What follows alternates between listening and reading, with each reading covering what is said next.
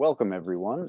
We're here for another Agent Talks, a series in collaboration between the Authors Guild Foundation and Literary Agents of Change. Today we have Sheyla Knigge to talk about handling rejection and managing stress in your writing and publishing life. And Sarah Khalil is on hand to moderate the Q&A at the end and chat with us. Thank you to the National Endowment for the Arts and our donors whose support allows the foundation to put on free public educational programming like this to any writer who needs it. The foundation educates and supports all authors publishing in the US, while the Authors Guild is a membership association. If you're not a member, you can find out more at authorsguild.org. We're famous for contract reviews and other legal advice. There's a lot more to it. We handle free speech, AI, and other things, of course. Yeah, get in touch and make sure you get our emails. To our audience, thanks for submitting the questions in advance. We've got the Q&A box here in Zoom. You can type in questions at any time. I'll introduce our guest, Sheyla Knigge, agent at Highline Literary Collective. She's going to offer advice for managing the stress and disappointments that come with querying agents or putting your work out there at any stage of your career. Moderator Sarah Khalil is also a literary agent and editorial manager at Calligraph. And Sarah, I'll turn it over to you now. Thank you. Thank you, Johnny, and hello, everyone. As Johnny said, this presentation is hosted by the Authors Guild and Literary Agents of Change, known as LAOC. And as he said, I'm an agent at Calligraph. I will be moderating today's session specifically in my capacity as a co-director for the Mentorship Program Committee within the LAOC.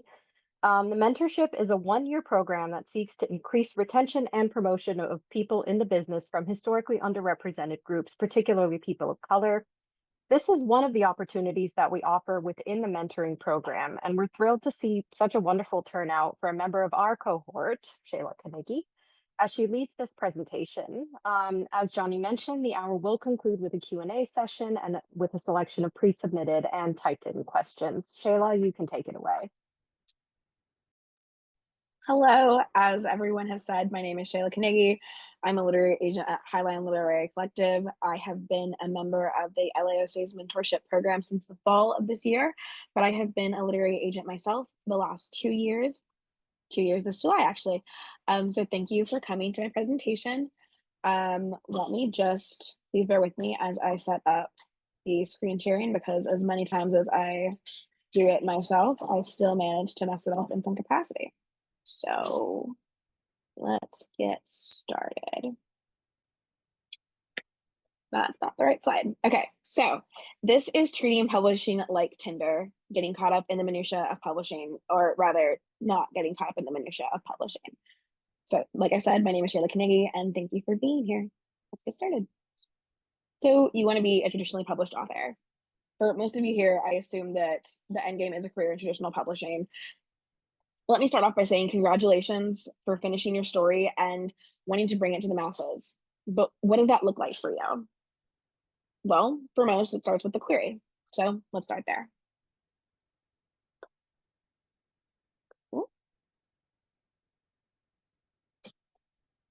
Once you've finished your book and sent out your queries, it's really easy to get antsy. Fun fact, before I started publishing as an agent, I was writing. Why is that relevant to this conversation? Well, because I watched firsthand as my friends and fellow writers devolved into a sort of madness on the internet while trying and waiting for a response. And I get it. You've worked so hard to get your book ready for an agent only to get crickets. Every agent's process is different, from response times to guidelines. It can all feel very overwhelming. So here's a few things that I think will help.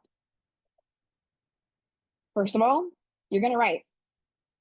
I tell my clients this when they're on sub, and it applies here too. You know the old adage that idle hands are the devil's playthings?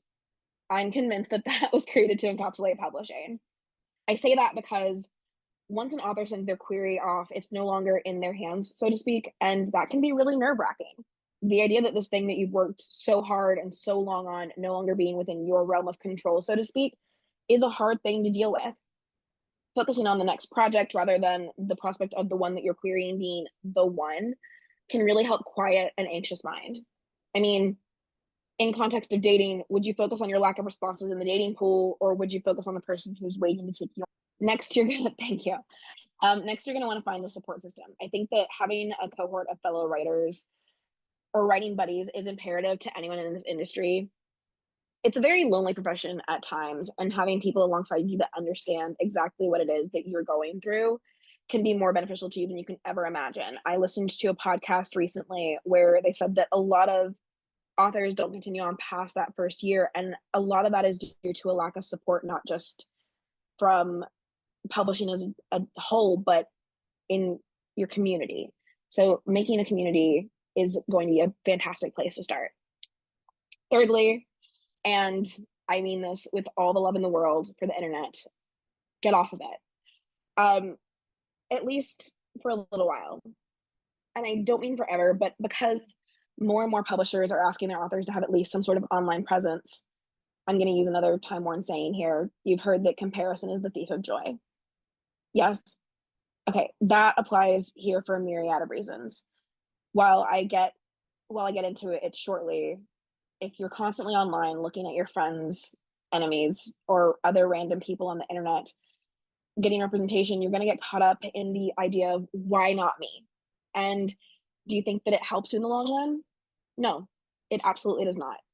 Imagine getting so caught up in the fact that your best friend just got engaged to the love of their life that you lose sight of the fact that someone is waiting to take you on a bookstore date for the first time.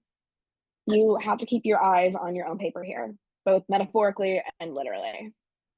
Good things take time, and in publishing, it takes a little longer than that. This industry requires a lot of blind faith and patience, just like dating.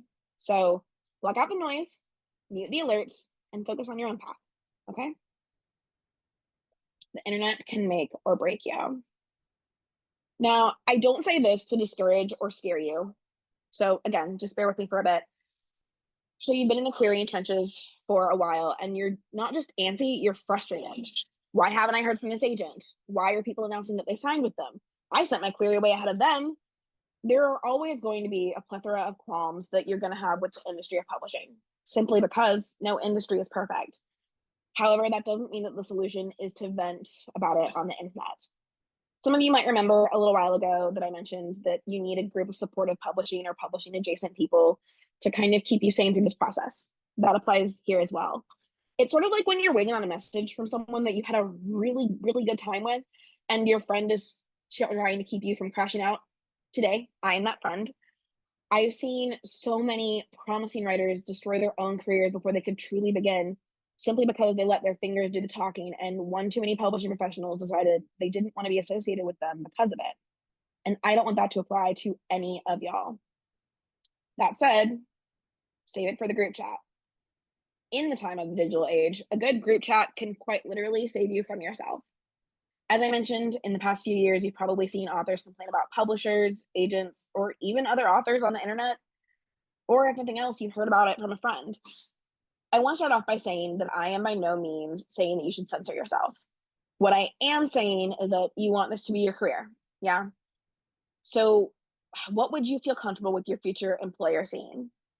In this case, that means publishing, bashing agents, posting their rejections, or commenting negatively on publishers or fellow authors is not going to ingratiate the industry to you. And as we've seen a lot in the past year, if anything, as I mentioned before, it can destroy your career before it even begins. Being mindful of who you vent to, because it could come back to bite you. And again, that isn't what we want. We want a long lasting and flourishing career for you as authors. It's easy to focus on what isn't working rather than what is. You got a full request for the manuscript, but you got 3 rejections, and that's all you can focus on. That's okay. It's not ideal, but if you want to talk about it, share with your friends rather than thousands of people on the internet who don't have your best interest in mind. Imagine you had a really bad dating experience where the person in question just wasn't the person you thought they were. It's one thing to share if they are a danger to the community, but if you're just sharing it because you're hurt, do you think that it's going to help you when you are maybe interested in someone else in the future and they already have this notion that you're a little bit woo-woo because of what you shared publicly? Just some food for thought. How you present yourself online matters, both in dating and in publishing. Now, this is where it gets a little heart-wrenching. Your dream agent passed. Now, you probably noted that in the beginning I mentioned treating publishing like speed dating, or at least I'd planned to when I originally conceptualized this presentation. I guess in the digital age, it is more like Tinder, which also fits because most of the time, if you aren't in a conference setting, the only way that you're getting to really talk one on one with an agent is if they're emailing you about your book. Again, every agent works differently, so I can't say that this is always the case. That said, say you've had this dream agent in mind for years. They asked for your partial, you did a happy dance, you waited for months, and it ended in heartbreak. Now, I know how it feels because it's happened to me, not just as a writer, but as an agent. Because yes, we lose out on projects too. Please talk to me about the one that got away. But it's it's really hard, and it can send a lot of people into the not good enough spiral, which is never an agent's intention. Sometimes we don't connect with your story in the way that you might have hoped, but this is what I mean about not getting caught up in the minutia. That was one agent's opinion of your story. And yes, you may love the caliber of their clientele or the stories that they've worked on, but what it is about what is it about them that made them the dream? The dream shouldn't be a person, but the working relationship that you have with your agent. Can I tell you a story? One of my clients queried my boss the year before I got her book, and my boss passed. It wasn't right for her, despite her having similar things on her list. And yes, sometimes it's a factor where we don't take something on. But the following year, I saw that she was getting ready to query again. I reached out and offered within a week, and now her book is coming out in 6 weeks. What I'm trying to say is that, yeah, you might have this idea of who you want, but if they aren't head over heels in love with your story, they weren't the one. Just like online dating, if you weren't clicking, would this be the person you decided to marry? No? Exactly. Sometimes finding your one takes longer, and that's okay. Oh, now I just got to figure out my screen again. Nope. There we go. Now, I got an offer of presentation. This is the fun part. You got an offer, you've hit that milestone that most authors dream of, but what now? Just like in dating, this means you have to make a decision. Someone wants to go steady, make it official, so to speak. And am I aging myself with this terminology? Probably. Sorry. Anyway, it means you've got a decision to make. You've got to let the roster know, which, yes, I recognize is technically sports terminology, but there's so much overlap in dating and sports. So just bear with me. You got an offer, and just like when committing to a school or a partner, you have to decide what's best for you. What does that look like, though? Let's get into it. Reaching out and vetting prospective publishing partners. That's a mouthful. Excuse me. Now, this is a really important and under-acknowledged part of the process. You've gotten an offer and you've chatted with the agent in question about their vision for your story. You're probably buzzing with excitement. And in the midst of all of it, your natural instinct is to say, yeah, right? Someone has fallen in love with your story like you've always wanted. This is where the decisions start, though. You'll have to start reaching out to all of the agents who have your manuscript and set up calls with the ones who also love your work. What does that look like? Well, it starts with asking questions. Just like when you want to figure out if your potential partner is a good fit, you're going to want to vet your prospects. The thing about it is, the person you're chatting with is always going to want to show you the best version of themselves that makes you want to work with them. Now, don't get me wrong, that doesn't mean that they're putting on a facade or anything like that. It just means you don't quite have the big picture yet. Now, I don't know about you all, but I have at least one or two friends who go FBI mode when you start talking to a prospective long term relationship. They will get the lowdown and any other type of information you could possibly imagine in order to make sure that you don't end up in a relationship that ends in heartbreak. Just like when you're dating, you have to vet the agents interested in your story. Now, obviously, when you're dating, you can't get the full picture based off of past or potentially biased clients. However, I've learned that the best place to start is talking to potential agent siblings. Learning what their experiences are like working with a literary agent in question can help inform whether or not they'll be a good working partner for you. But say they don't have any clients, they're a new agent. What then? Now, as someone who has been and really still is in a lot of places a very new agent, it's a little different. Ask if you can chat with their mentors and colleagues who have a bit of a better sense of what their work ethic is like.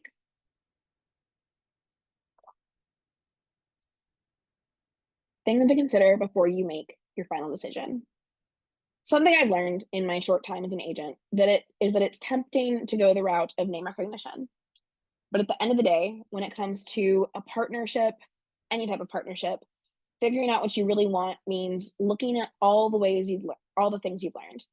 You've had 2 weeks to compile all the information that you could before saying yes to go and study with an agent, but you're still not quite sure what you really need.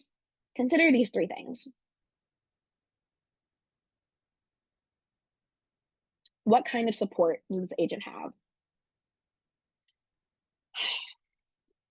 Just like when you want to start dating someone and you might be looking for someone with strong values or a good family background. You want something similar when you're looking at a potential publishing partner. Knowing that what their team dynamic looks like could also inform your decision in regards to how you move forward. A supported agent, or at the very least, someone who comes from a knowledgeable background, can mean the difference between your book selling or not in some cases. So think very carefully about what type of agency you want to call home. A supported agent means a supported author. What does their agency agreement look like? Now, most agents will send along a sample of their agency agreement for you to look over while you consider your options. Why is it important? Well, firstly, to compare and contrast. Is this agent signing you on a book by book basis? Are they signing you for the longevity of your career? Every agency runs differently, and you want to ensure that everything looks above board. Just like getting catfished and meeting your date to find out they weren't who they said they were, I would hate for anyone to be duped by a schmagent. Does what they want for your story align with what you want? Now, because many people have waited for so long to get an agent, it can be tempting to go with the first person that offers. But something I stress to all authors, both the ones I work with and the ones that I don't, is that anyone you work with should have a vision for your story that aligns with the one you want to tell. What does that mean, though? I call it a gut check. And I've talked to many of my own authors about this when they sign with me. What made me feel like the right agent? Did you take notes during the call that made you excited to dive back into the story? Did you feel like the agent in question understood the heart of the story you were trying to tell? It's kind of like those first weeks of dating when you're finding out things about a prospective partner and things are just clicking, you know? You see the world the same in the same way, you want the same things, it just feels right. If it doesn't, there's no shame in saying no. You don't want to go with someone just because they've shown interest in any relationship. The nitty gritty. Now that you and your agent have signed and celebrated, it's time to get into the nitty gritty. That's right, I'm talking about edits. Some of you may have edited a book with a beta reader or critique partner's thoughts in mind before, but this is the first time you've gotten to revise with someone with the goal of it finding a publishing home. Now, for most of you, this is your first time doing edits with an agent, and that might feel overwhelming. I hear many people say that their least favorite part of the process is the edits, but it doesn't have to be daunting. While everyone's process is different, your agent probably chatted with you in your initial call about what changes they wanted to make to the book, and on the call, you were excited to start. But now you're looking at the edit letter and your mind has gone blank. This was the book, but now you have to change it? What the heck? Well, never fear. Like any relationship, this is where we start to have those intimate conversations. You can be vulnerable with your agent about what's working, where you aren't quite sure what they're asking for, and how to tackle it. Just like those early days of a new relationship, you might not exactly see where your agent's coming from. And that's why having a conversation and getting everyone on the same page is so important. If you don't speak up, you could find yourself feeling resentment or buyer's remorse. And again, that's not what we want. Brainstorming sessions and calls are not going to only help you get on the same page, but it's also going to help you get a really polished book together for submission or the next hurdle, so to speak.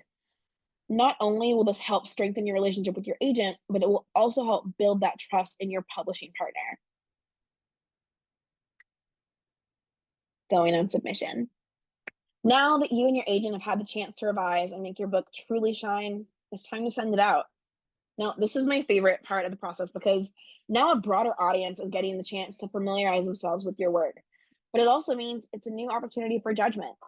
It's sort of like when you meet your partner's friends for the first time and you're wondering what they said about you, what they think your effect on their friend is, and you want to make a good first impression.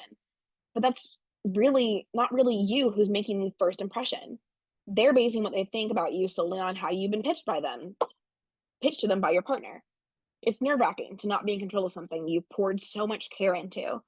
But in trusting your agent, your partner in this journey, you have to believe that they portrayed you in a way that endears you to the editors in question. Deep breath.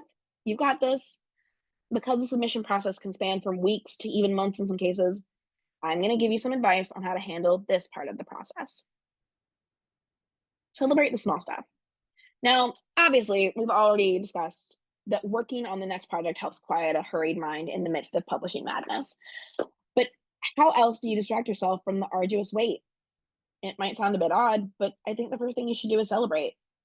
We all have different publishing milestones. In fact, I have a bingo board for mine, but I want you to ask yourself, have you celebrated the small wins? You probably celebrated getting an agent. You made the announcement and everyone doled out their congratulatory messages. The same isn't the case for going on submission, though.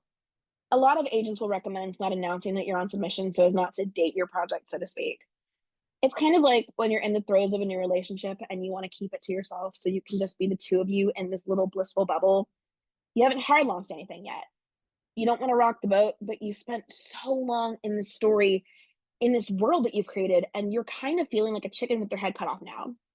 This is actually the perfect moment to celebrate your successes, no matter how insignificant they may seem. Now, you're probably thinking, but Sheyla, you said not to focus on the small stuff, and you're right.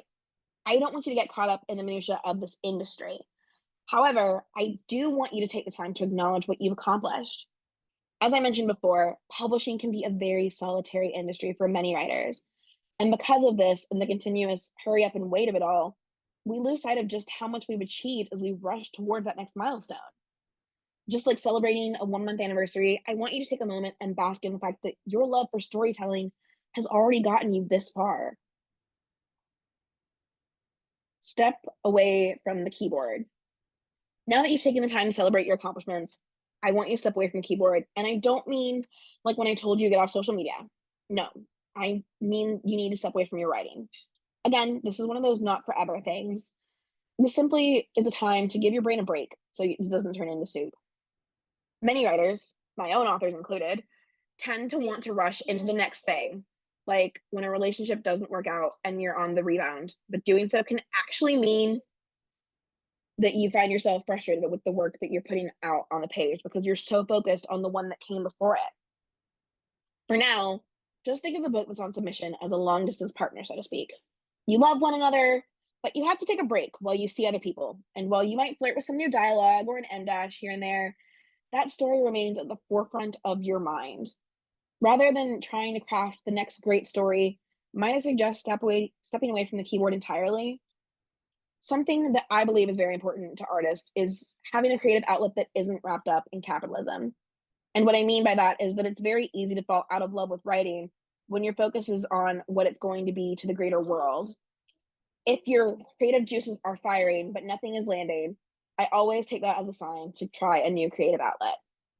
I always recommend pottery because I'm mildly obsessed with it, but a lot of my authors have found creative respite in painting, baking, and even knitting. Whichever your just for fun creative outlet may be, I can promise you that it's going to help you find so much more peace than focusing on things that aren't within your control. Don't let publishing gaslight you. Now, this one's sort of self-explanatory, but I will happily elaborate. This slide was actually inspired by one of my mentors at the LAOC. Said more so than the actual gaslighting than more so than the actual gaslighting that happens in relationships, but I think it's a brilliant segue. So, if you haven't already thought of it before, so much of this business is preference based. And what I mean by that is your book might not be for everyone. Sometimes you'll come up against something similar on a publisher's list, or the publisher said that it would have been a perfect fit for, or the person that would have been a perfect fit for left. Speaking from my own heartbreak here because it happened very recently. Or maybe the story just didn't strike the same chord as it did with your agent. Whatever the case may be, I want to let you know that it's not a reflection of your abilities as a writer. A lot of times it's a reflection of the market.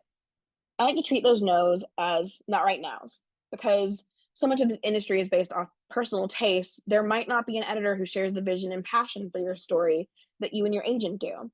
But that just means that you have it in your back pocket for later. On the other hand, There will sometimes be editors who absolutely adore your story and they couldn't get team support. Sort of like in the movies where someone is about to get cut off just because their parents don't approve of their partner. Don't worry, no editors have been harmed by acquisitions meetings, as least as far as I know. This may simply have been the story that got you the agent, and the next one might be the one that gets you a book deal. There are so many behind the scenes factors that we don't see, hence the minutia of it all. Just like it's really easy to be hurt by a breakup with someone you thought was the end all be all, it simply means that you aren't the one, they weren't the one for you or your story. In this case, you're just that much closer to finding your perfect match. Um, Somebody wants to buy your book.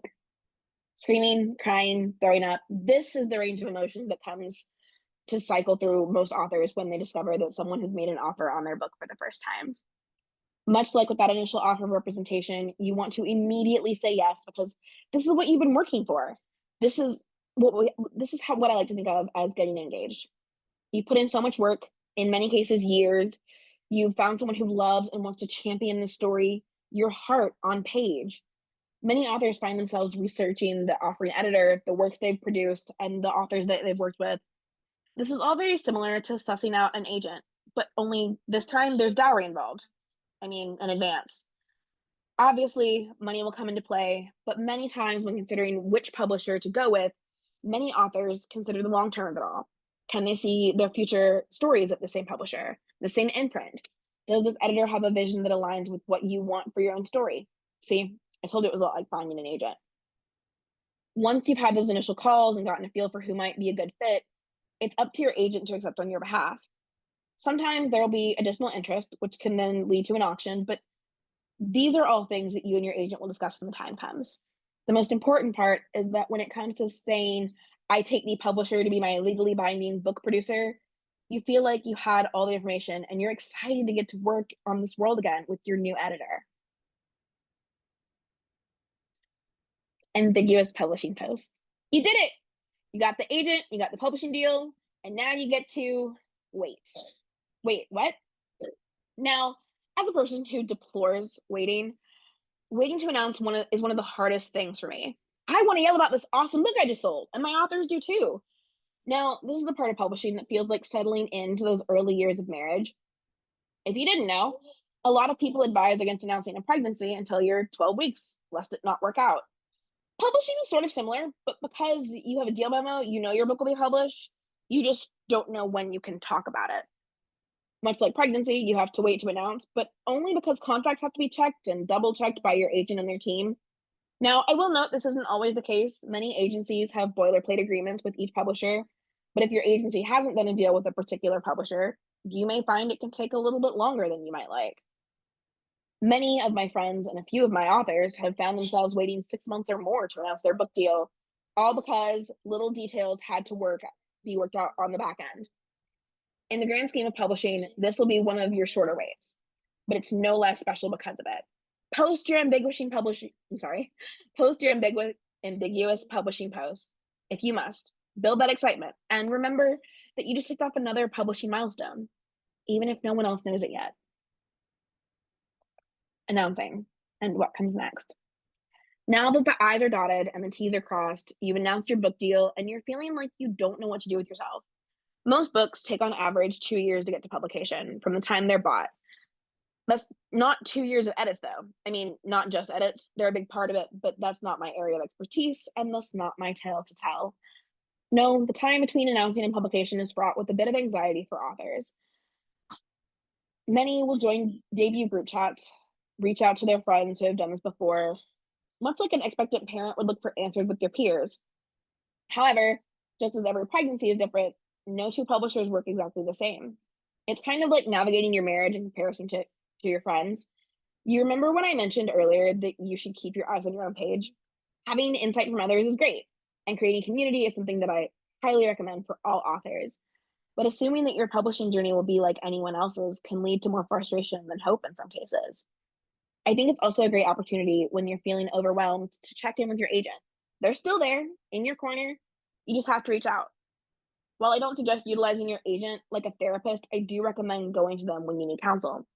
Much like in marriage counseling, an agent is there to tell you not what to do, but rather help you find a solution when a publishing issue arises.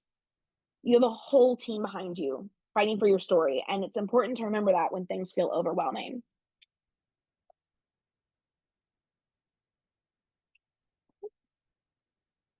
Edits and a cover. If you don't know, you'll go through a few rounds of edits for your book before it takes on its final form. Sort of like that publishing contract that took so long. Before you know it, your team is sharing samples of the interior of your book, and more than that, you'll have a cover.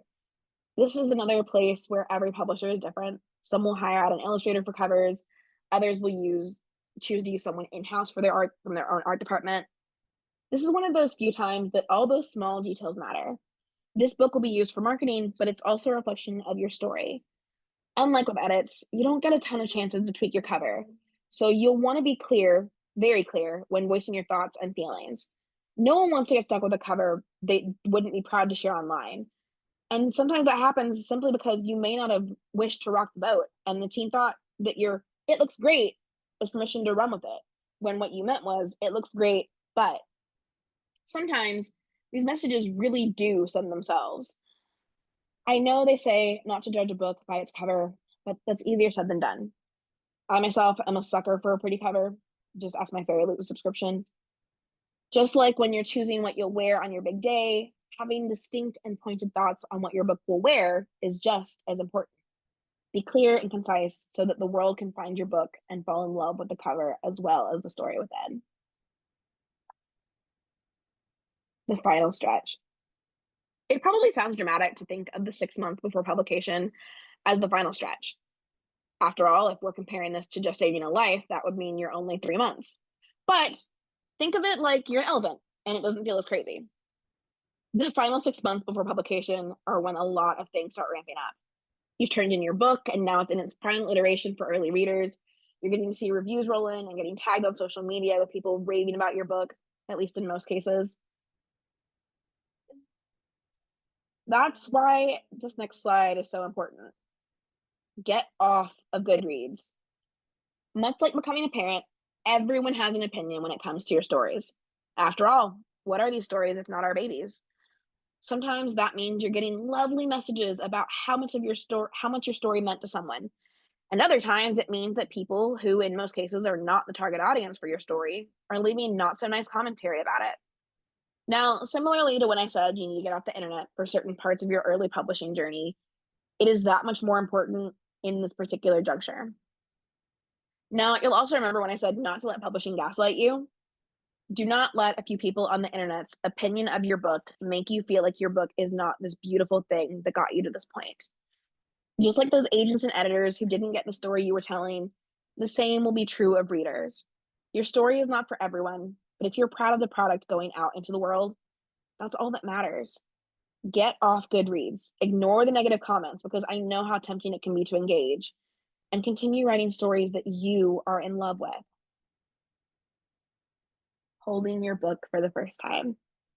Now, we've all seen an unboxing video, whether it came from a favorite YouTuber, a child opening their presents for the first time, or even a fellow author. Very few of us can say we haven't seen that holding the fruits of your labor can bring a plethora of joyous feelings. Again, this is just one of those moments that might feel small to some, but are just so big for first-time authors. These are the same books that will be utilized for early thank yous, giveaways, and of course to shelve behind your desk so that you can display them proudly.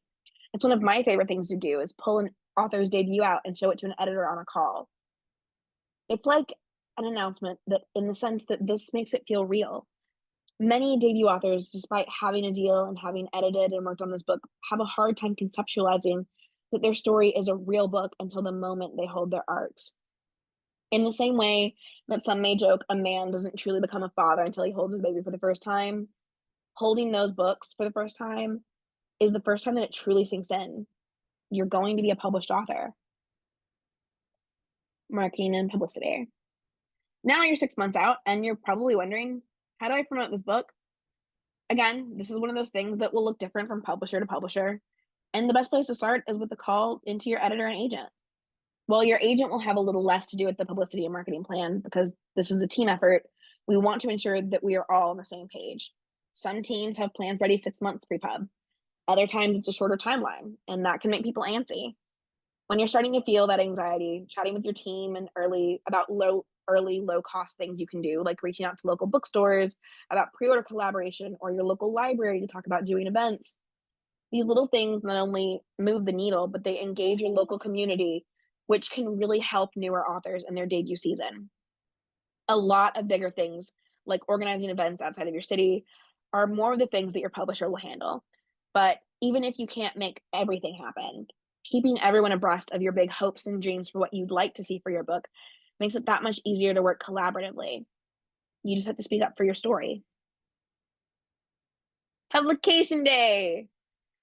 The day is here. After years of plotting, planning, revising, and waiting, your book is out in the world.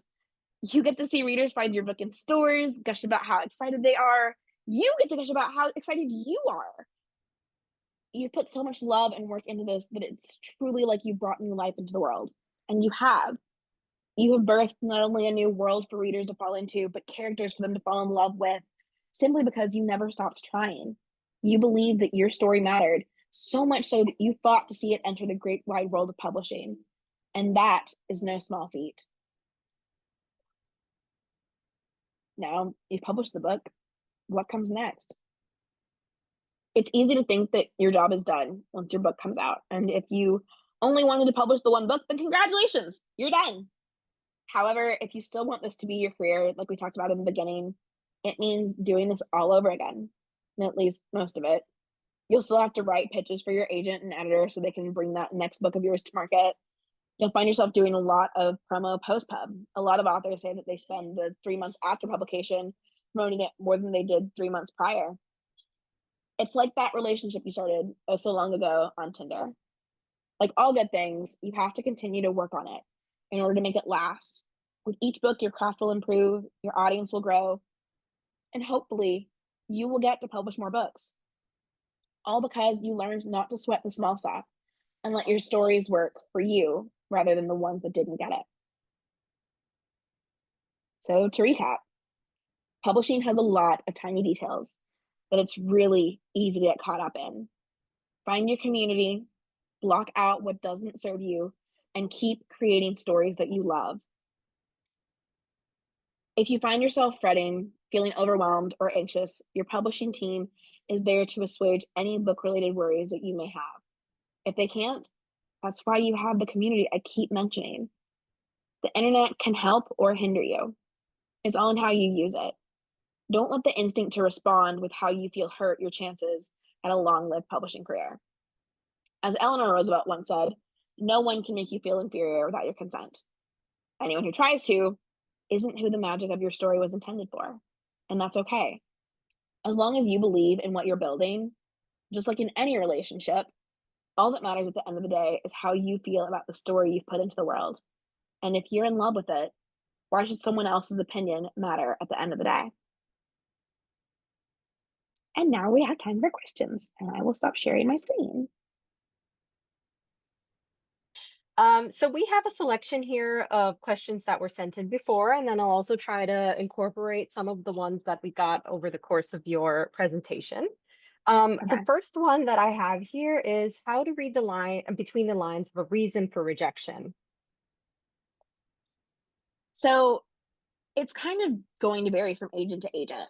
Everyone's going to have a different response. And so I think reading between the lines is more of that minutia that I mentioned earlier. It's a very small portion of it.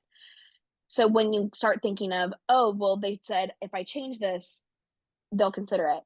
It becomes a question of, do I need an entire R&R? What should I change? And then it becomes these little nitpicking things that you're kind of struggling to pinpoint in what you should do.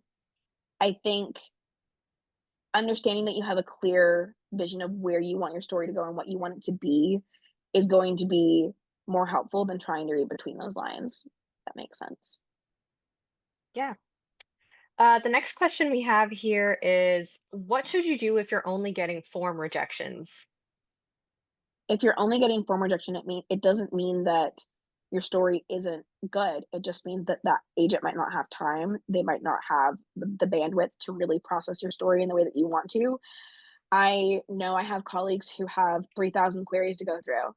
And if we responded individually to every single one, that would take away so much time from reading the stories that we currently have on our list. And that's not fair to anyone. I think a form rejection is not a reflection of your work, but it's more so a reflection of an agent's capacity at the moment.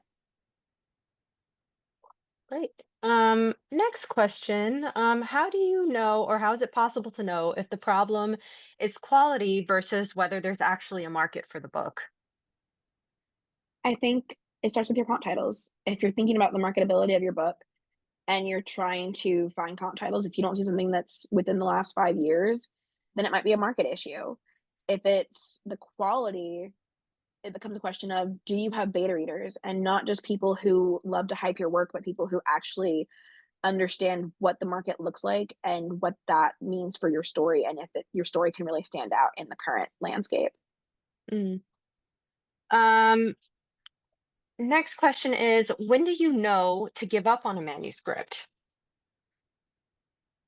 I think it really varies from person to person. I mean, I know if I send out a book to 32 editors and it hasn't got any bites, it's probably time to call it quits. But there are so many agents now that it's really hard. I think that if a book has been, if you've been querying a book for 2 years and it's the same book and you haven't really gotten anything that's actionable, it might be time to put it on the shelf and move on to that next project that's lighting you up inside. We're all human and we can only take so much rejection before it starts to really hurt. So thinking about, okay, I've done this, I've sent it to who I wanted to send it to, what next, rather than when do I give up, is better to kind of have a in your mindset. Um, Next question, is it acceptable to query tons of agents at once? I mean, I think it depends on what you're trying to accomplish. I always say that you shouldn't treat querying like throwing spaghetti at a wall just to see what sticks. You should really have a targeted list of who you want to query. And again, not just because of the caliber or the kind of clientele that they work with, but because they feel like a good fit for your story.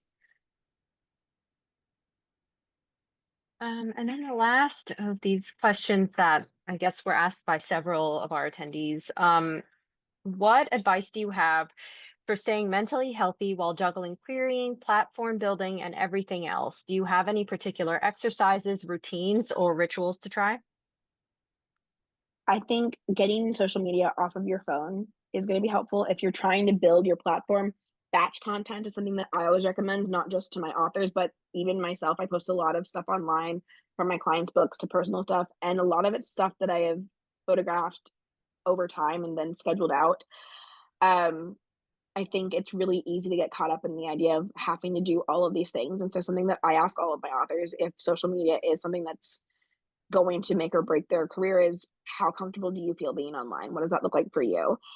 Um, and when you're trying to juggle all of these things, I think at the end of the day, what you really need to focus on is, what is this doing for my story? And is it serving me? Because if it's not serving you, I have clients who are like, oh, TikTok's great for book talk, but I hate that platform. It's not for you. Don't focus on it. Focus on the things that are really going to serve you in the long run and that bring you joy. Because if it's not lighting you up, it's going to show in the content that you're putting out there. Mhm. Um, and did you have any advice for particular like exercises, routines, or rituals that authors can try? I think the writer's way has helped a lot of my friends in terms of just like getting those morning pages out, writing their free flowing thoughts rather than immediately going and sitting down to write at their computer this next great American novel, as it were.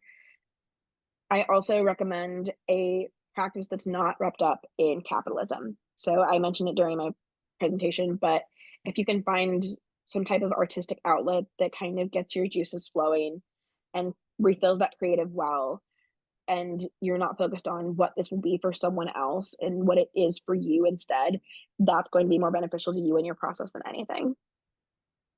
Okay, thank you. And now you did mention beta readers earlier, and we did have a question for advice on finding beta Yeah. readers. Yeah. I mean, like I said, I found a lot of writing groups during the pandemic. So that's part of how I got to this point. But I know that social media has become a kind of hellacious landscape, to say the least. So it's a little bit harder.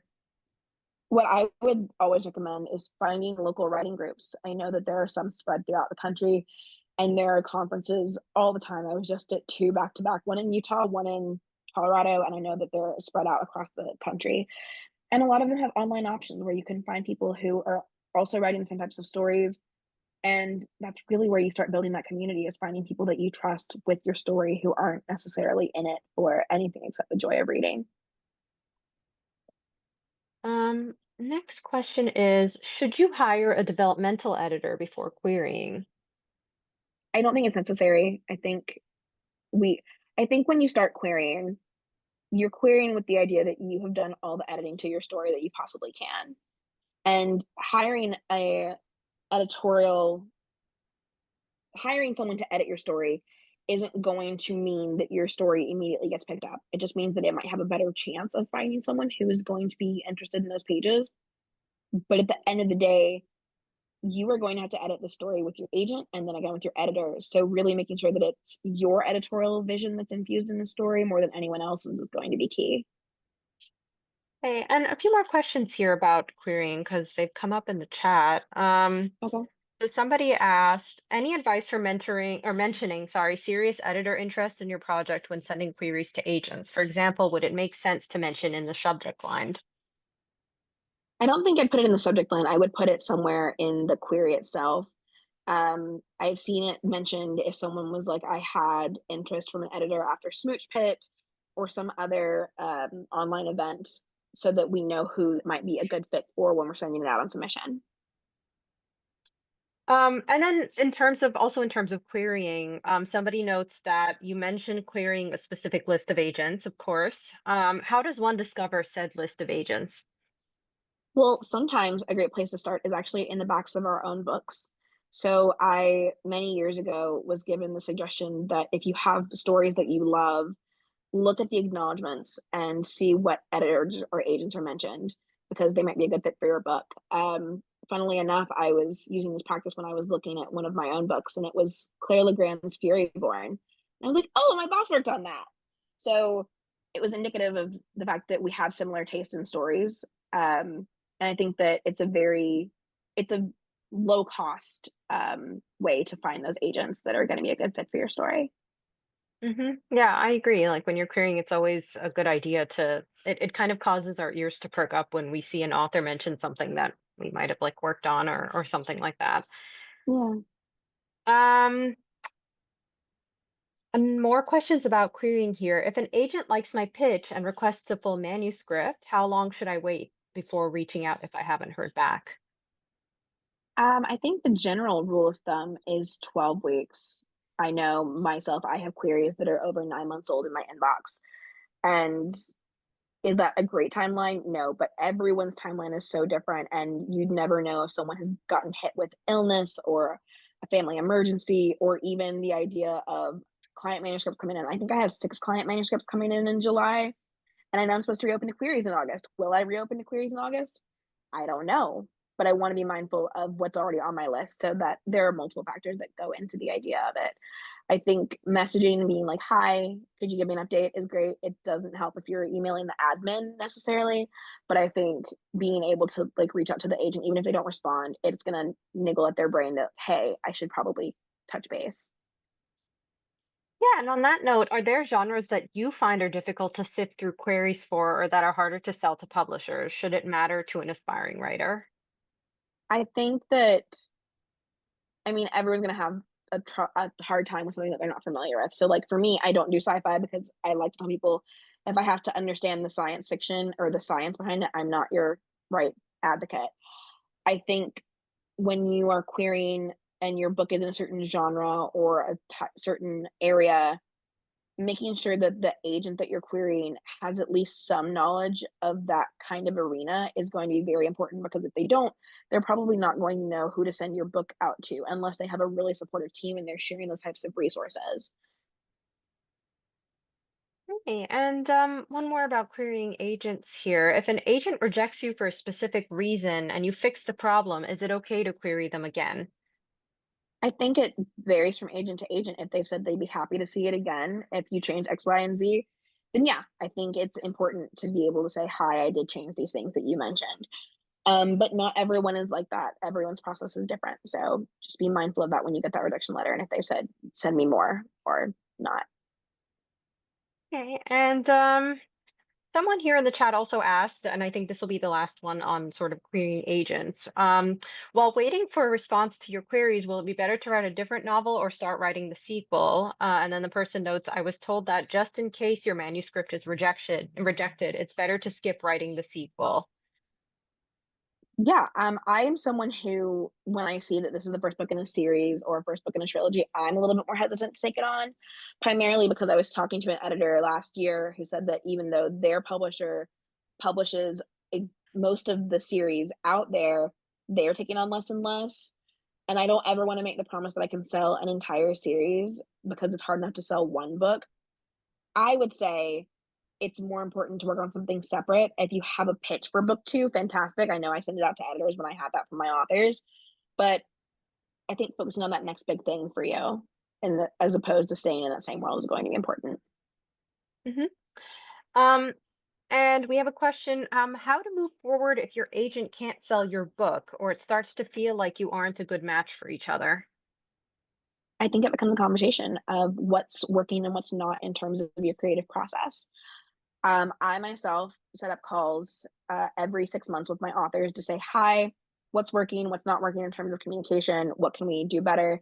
And if it's at a point where they're just like, I don't really feel like you understand the stories that I'm trying to tell, it might be worth you both amicably parting ways because it's not that they don't love your story. It might just be that they're not the fit that you thought they were, and that's okay. And could you give a little bit more on like how that parting of the ways kind of occurs? Yeah. I mean, I think it becomes a conversation of what's not working for you as an author first because this is your creative partner. But it's kind of like when you're in a relationship and you're trying to kind of decide, do I want to stay in this or do I want to kind of go somewhere else? And it might be because your agent just doesn't seem to be the process that your agent has for your stories might not be what you envisioned for your journey in publishing. It might be that they have a book from you that is not necessarily their genre and they're kind of confused as to what to do next. I've had authors that I've spoken to where they were like, my last agent didn't really get this. I thought you might. And so being very clear about what it is that you're looking for from this agent author relationship before you kind of just jump ship is going to be important. I think especially because you will have multiple conversations about what comes next. You know, from submission when you're on submission and you're like, okay, this is the project that I want to work on next. And your agent might be like, this isn't what I see working for you. Being able to kind of, what is the word I'm looking for? To iterate what it is that you want to do next, because it is your career. We are just here to help facilitate it, is going to be key in finding that balance. And if you're not aligning, it's not the relationship for you going forward. Thank you. I have what maybe the last question. Just given time constraints, somebody has asked, I have a finished and polished YA fantasy, but I have been told by two consultants that it is absolutely essential that it is not too long and they give a definite word limit. Is that true?